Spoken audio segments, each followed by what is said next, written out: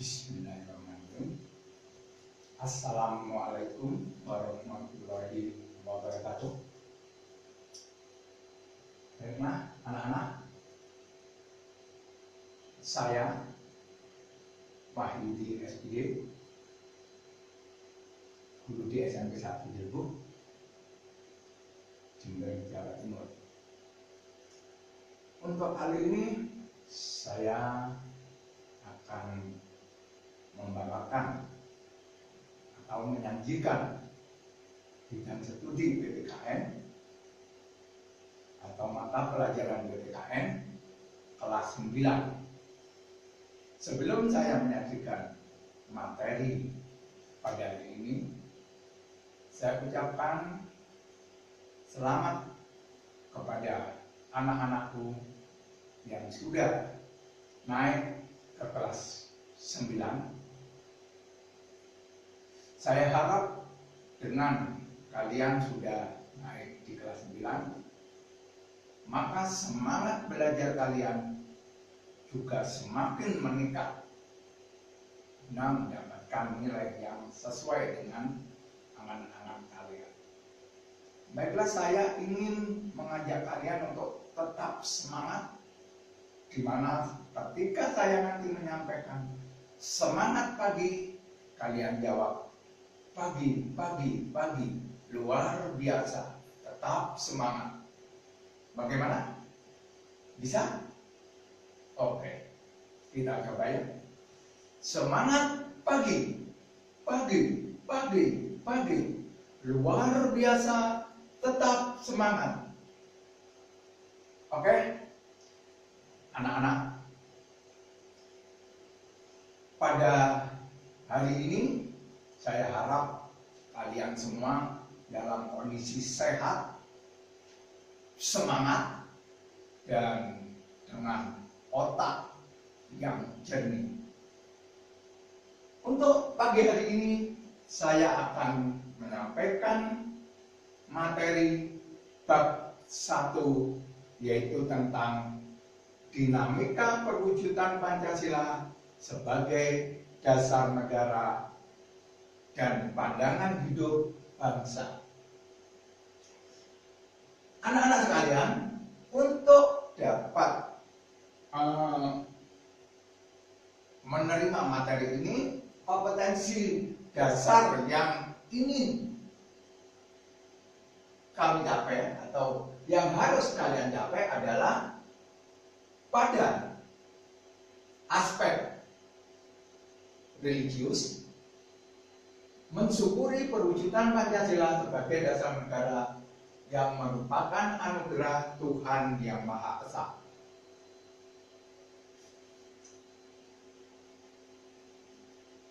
Aspek sosialnya menunjukkan sikap bangga akan tanah air sebagai perwujudan nilai-nilai Pancasila sebagai dasar negara.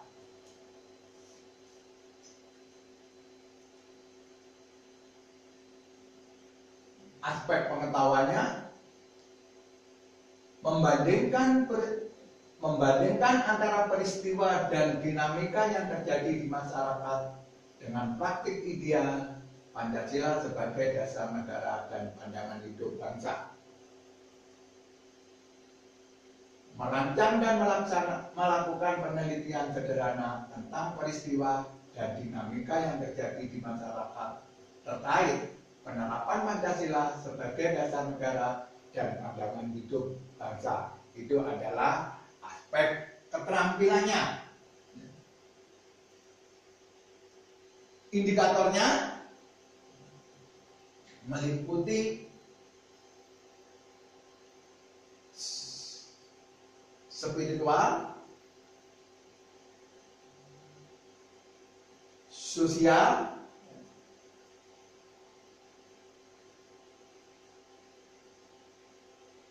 pengetahuan,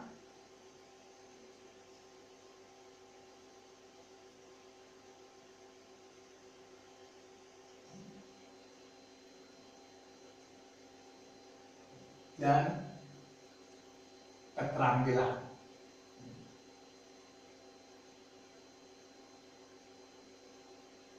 Oke.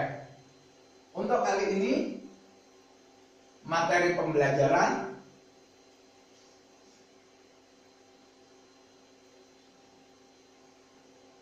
yaitu penerapan Pancasila dari masa ke masa.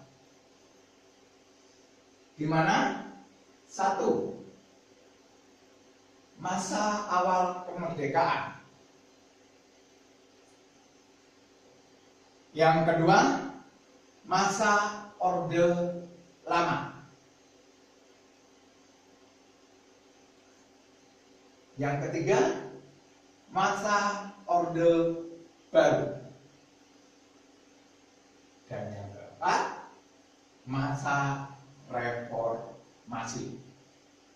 Jadi kita nanti akan membahas penerapan Pancasila dari masa ke masa, yaitu mulai masa awal kemerdekaan, yaitu dari 1945 atau 1945 sampai dengan 1959.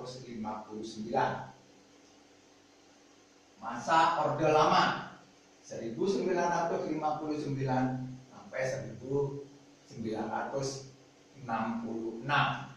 Masa Orde Baru 1966 sampai 1998. Masa Reformasi 1998 sampai pada saat ini. Baik, kita ulas satu persatu. Masa awal kemerdekaan. Pada masa awal kemerdekaan, peristiwa yang terjadi yaitu pemberontakan Partai Komunis di Indonesia atau Partai Komunis pertama yang terjadi di Madiun pada tanggal 18 September 1948 di bawah pimpinan Musso yang tujuannya ingin mendirikan negara Soviet Indonesia, tentunya berideologi komunis. Jadi pada saat itu condong ke Uni Soviet sebagai negara komunis. Dengan kata lain, Pancasila atau ideologi Pancasila digantikan dengan ideologi atau paham komunis. Itu peristiwa yang kedua atau yang B misalnya, yaitu pemberontakan DITII yang dibawa pimpinan Sekar Maji Marijan Kartosoewirjo, di mana pada pemberontakan ini berdirilah atau ingin didirikannya Negara Islam Indonesia atau disingkat NII oleh Sekar Maji Marijan Kartosoewirjo. Jadi intinya adalah menggantikan Pancasila sebagai dasar negara dengan syariat Islam. Dan ini dapat ditumpas pada tanggal 4 Juni 1962. Yang ketiga, pemberontakan Republik Maluku Selatan atau sering disingkat RMS di bawah pimpinan Christian Robert Stephen Soumokil yang bertujuan untuk membentuk negara sendiri, terutama di daerah-daerah Serang, Ambon, dan Hulu. Pemberontakan RMS di bawah pimpinan Christian Robert Stephen yang bertujuan membentuk negara sendiri, terutama di pulau-pulau Serang, Ambon, dan Hulu.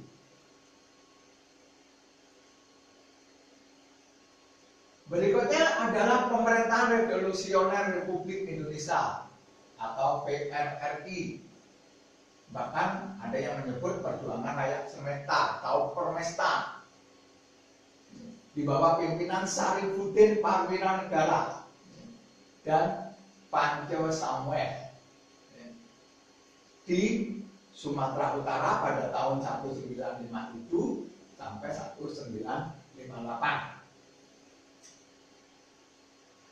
Ini gerakan ini terjadi ya, sebagai bentuk koreksi terhadap pemerintah pusat, ya, di mana pada saat itu yang menjabat presiden adalah Soekarno. Mereka pada saat itu tidak bisa lagi, Soekarno pada saat itu tidak bisa lagi diberikan nasihat ya, dalam menjalankan pemerintahan, sehingga terjadi ketimpangan sosial antara pusat dan daerah. Yang kelima atau munculnya Angkatan Perang Ratu Adib yang di bawah pimpinan Raymond Westerling, di mana pada peristiwa ini ya, Raymond menginginkan tetap menjadi negara federasi atau serikat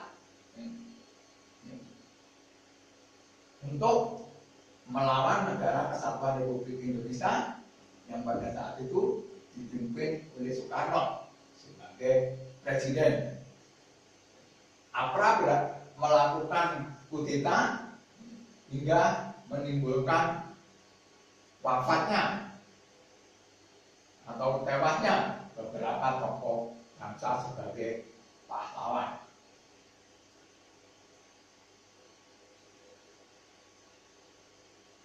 Pada tanggal 17 Agustus 1950 ya, terjadi perubahan bentuk negara. Dari tadi itu yang Republik Indonesia Serikat atau RIS yang pada saat itu menggunakan konstitusi RIS, dari Indonesia Serikat atau federal kembali ke Negara Kesatuan Republik Indonesia. Namun sekali lagi, undang-undang dasarnya tidak menggunakan Undang-Undang Dasar 1945 yang disahkan oleh PPKI pada tanggal 18 Agustus 1945. Undang-undang dasar yang digunakan adalah Undang-Undang Dasar sementara 1950. Namanya sementara, tentunya nanti akan ada penggantinya. Ini sifatnya sementara. Namun apa yang terjadi sampai dengan 5 Juli 1959, Badan Konstituante yang diberi tugas untuk menyusun undang-undang dasar tidak dapat melaksanakan tugasnya dengan sebaik-baiknya. Maka Presiden mengeluarkan dekret pada tanggal 5 Juli 1959 ya, yang pada salah satu bunyinya adalah kembali ke Undang-Undang Dasar 1945 ya, yang disahkan oleh PPKI pada tanggal 18 Agustus 1945. Itu diantaranya salah satu isi dari dekret presiden. Karena di sini Badan Konstituante tidak dapat melaksanakan tugasnya, pada saat itu juga dengan keluarnya dekret presiden dibubarkan dan konstituante tersebut. Pada periode ini ya, dasar negara tetap Pancasila akan tetapi penerapannya lebih diarahkan seperti ideologi liberal dan ternyata tidak menjamin stabilitas nasional.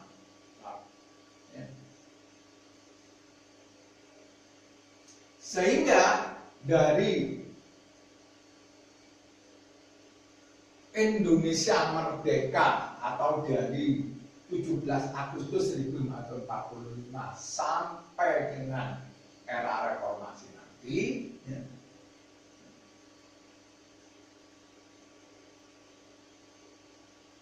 undang-undang dasar yang pernah berlaku di Indonesia adalah Undang-Undang Dasar 1945. Yang kedua, konstitusi res. Yang ketiga, Undang-Undang Dasar sementara 1950. Yang keempat, Undang-Undang Dasar 1945 yang disahkan pada 18 Agustus 1945. Kemudian Undang-Undang Dasar Negara Republik Indonesia tahun 1945 yang sudah diamandemen. Jadi ini yang pernah berlaku di Indonesia. Baik, kita lanjutkan. Yang kedua, masa Orde Lama. Pada masa Orde Lama ini dikenal dengan demokrasi terpimpin karena pemerintahan berpusat pada pemimpin negara, di mana pada saat itu yang memimpin atau yang menjadi presiden adalah Soekarno. Jadi dengan kata lain, kekuasaan negara terpusat kepada Presiden Soekarno. Sehingga pada masa Orde Lama ini dikenal dengan demokrasi terpimpin. Penyimpangan yang terjadi di antaranya Presiden Soekarno ditetapkan sebagai presiden seumur hidup. Presiden mengeluarkan ketetapan Presiden nomor 3 tahun 2060, yaitu yang isinya membubarkan DPR hasil pemilu 1955. Presiden membentuk MPRS. Jadi itu penyimpangannya,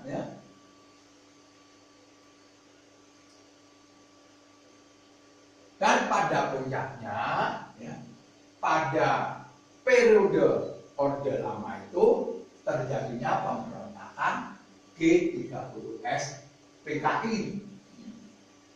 Kembali lagi tujuannya menggantikan Pancasila dengan paham komunis. Tapi ini juga dapat ditumpas dari bumi Indonesia. Hingga yang ketiga muncullah Orde Baru.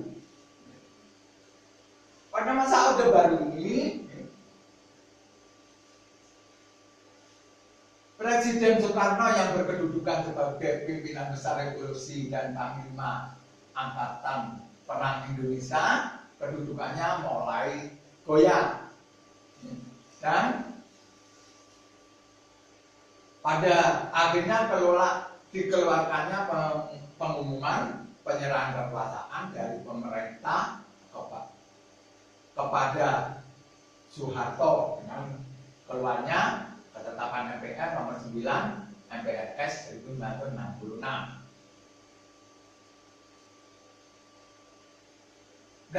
Pada masa Orde Baru ini diharapkan nantinya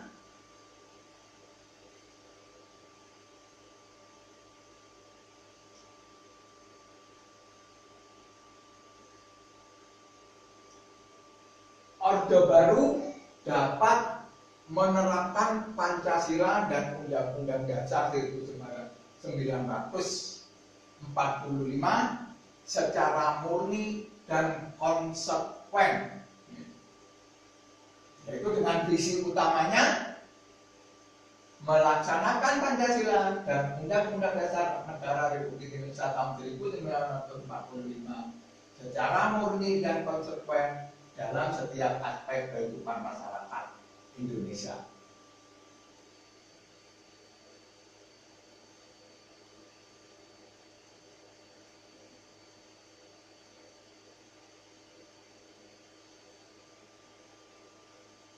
Orde Baru memberikan secercah harapan bagi rakyat Indonesia. Mengapa? Karena Presiden Soeharto sebagai tokoh utama Orde Baru dipandang rakyat sebagai seorang yang mampu mengeluarkan bangsa ini dari keterpurukan, dikarenakan beliau berhasil membubarkan PKI yang ketika itu dijadikan musuh utama negara ini. Yang kedua, beliau juga berhasil menciptakan stabilitas nasional, keamanan dalam negeri pasca pemberontakan PKI dalam waktu yang relatif singkat.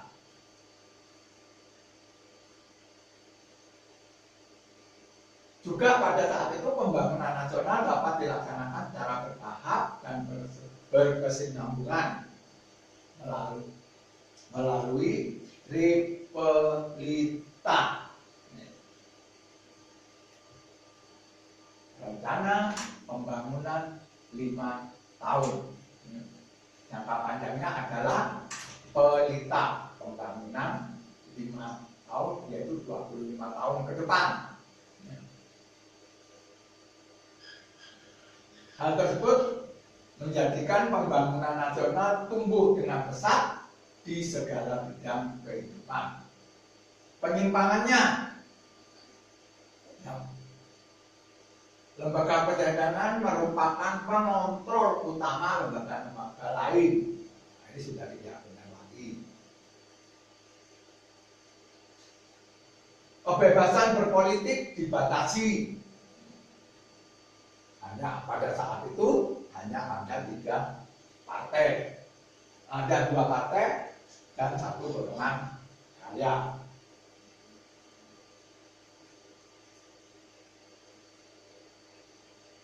Kebebasan pers juga dibatasi, banyak surat kabar ya, yang dibredel atau dinonaktifkan, dicabut izinnya.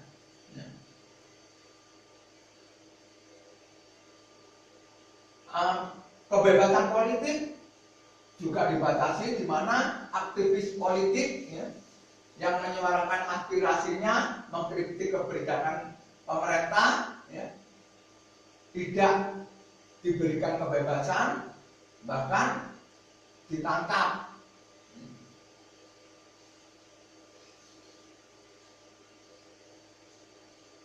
Munculnya beberapa peristiwa pelanggaran HAM. Nah, kita lanjutkan pada yang kelima, masa reformasi 1998 sampai dengan sekarang ini. Anak-anak, pada masa reformasi ini tidak lagi penerapan Pancasila tidak lagi dihadapkan pada ancaman pemberontakan, melainkan ya,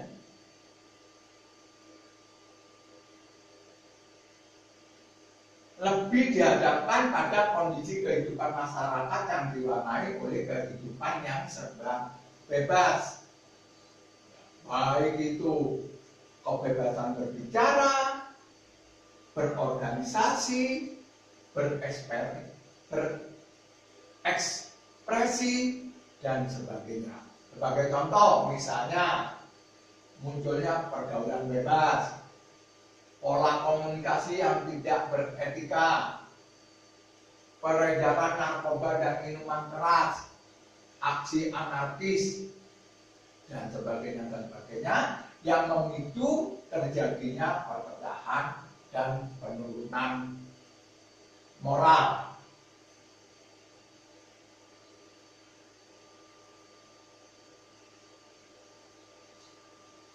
adanya konflik di beberapa daerah itu juga pada era reformasi.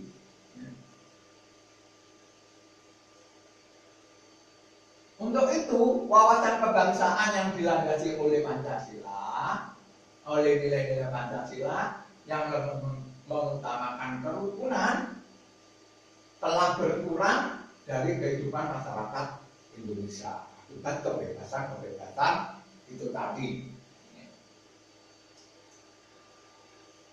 Anak-anakku sekalian yang ada di rumah, kewaspadaan dan kesiapan harus kita tingkatkan untuk menanggulangi penyusupan ideologi lain yang tidak sesuai dengan Pancasila. Cita-cita bangsa dan negara Indonesia dalam mewujudkan masyarakat Indonesia yang adil dan makmur berdasarkan Pancasila dan UUD 45 harus selalu menjadi semangat untuk menciptakan, untuk mencapainya.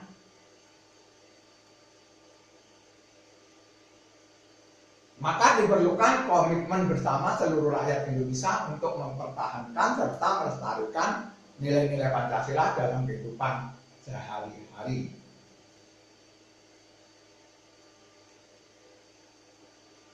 Baik, sekarang refleksi, nanti anak-anak kerjakan dan dikumpulkan pada saatnya nanti. Yang pertama, penyimpangan-penyimpangan apa saja terhadap Pancasila dan UUD NRI tahun 1945 yang terjadi pada awal Indonesia merdeka. Yang kedua, pada masa 1959 sampai 1966 penyimpangan yang sangat menonjol terjadi adalah yang ketiga, pada masa Orde Baru penyimpangan apa sajakah yang terjadi? Jelaskan. Yang keempat, jelaskan penyimpangan-penyimpangan yang terjadi pada masa reformasi. Dan yang kelima, mulai Indonesia merdeka sampai masa reformasi saat ini ada beberapa undang-undang dasar atau konstitusi yang pernah berlaku di Indonesia dan kapan masa berlakunya. Oke, anak-anak, sekian dulu materi dari Papa dan saya ucapkan terima kasih.